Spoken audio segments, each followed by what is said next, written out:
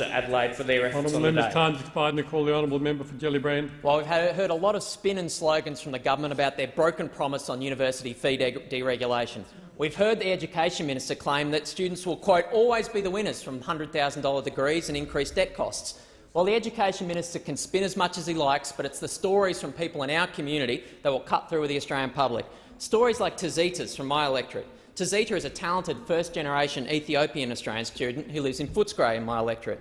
She studied hard through her undergraduate degree and has now received a Bachelor of Social Sciences from La Trobe University, winning many prizes along the way.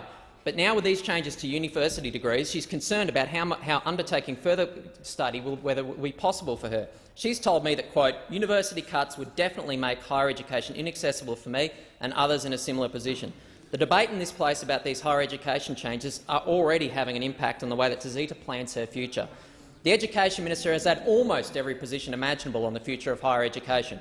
Before the election, he committed to maintaining existing university funding arrangements. After the election, he maintained that he promised before the election not to increase university fees. In the federal budget, he massively cut university funding and introduced plans to massively hike student fees. Shame. Then he claimed that this was okay because the Liberal Party didn't actually have a higher education policy before the last election. Well, the Education Minister needs to gather up the pieces of his shattered credibility and do one last policy backflip. He needs to introduce the policy that the Australian public want and abandon these